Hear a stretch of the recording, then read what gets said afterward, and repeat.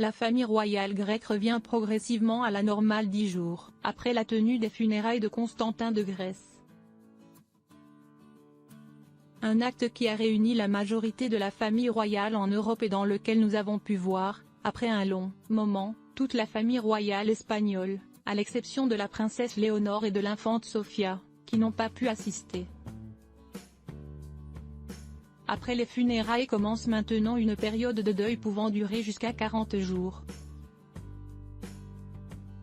Après quoi un autre service commémoratif aura lieu à la mémoire du défunt. Cette cérémonie aura lieu le dimanche 19 février, après la divine liturgie dans la cathédrale métropolitaine d'Athènes. Et sera suivie d'un autre acte à Tatois, le lieu où Constantin a été enterré.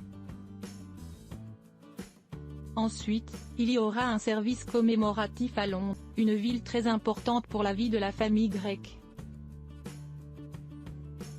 Puisque c'est là que Constantin et Anna Maria ont déménagé après l'abolition de la monarchie grecque en 1973.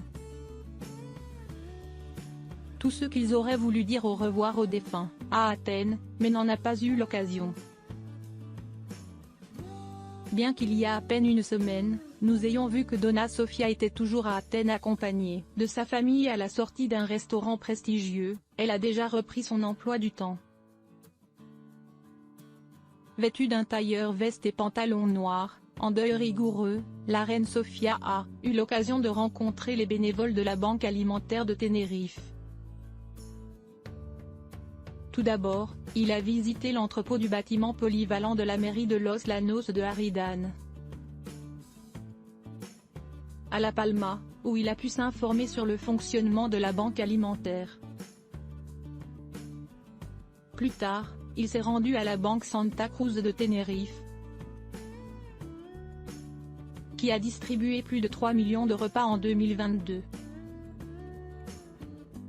Là, il a également visité les installations et a discuté avec certains des bénévoles, qui ont expliqué en quoi consiste leur travail. Donna Sofia a toujours été très impliquée dans ce type de travail social. En fait, la Fondation Reine Sofia entretient une étroite collaboration avec les banques alimentaires de toute l'Espagne depuis 2012 pour essayer d'aider autant que possible. Le président de la Banque alimentaire de Tenerife, Hernán Serrón, a remercié la reine pour sa visite et a assuré que cela représente la reconnaissance du travail effectué quotidiennement par les bénévoles et le grand effort des banques alimentaires pour grandir et évoluer pour devenir des éléments de changement social.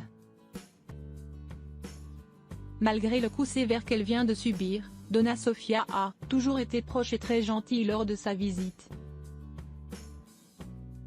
En revanche, le prince Paul de Grèce, qui a 55 ans a assumé ses fonctions de chef de la maison royale, est déjà revenu à New York, la ville où il vit depuis 2017 avec sa famille.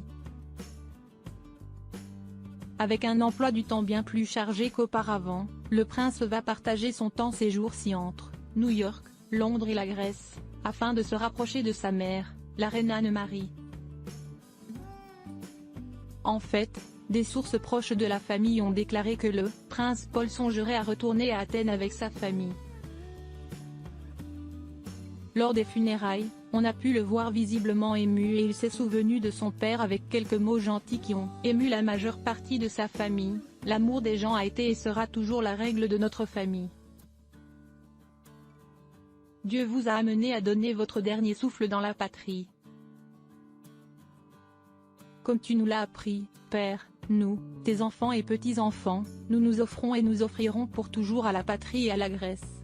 Après la triste nouvelle, la famille grecque reprend peu à peu son quotidien et reprend ses obligations, bien qu'elle ait encore devant elle plusieurs cérémonies commémoratives auxquelles elle compte assister ensemble.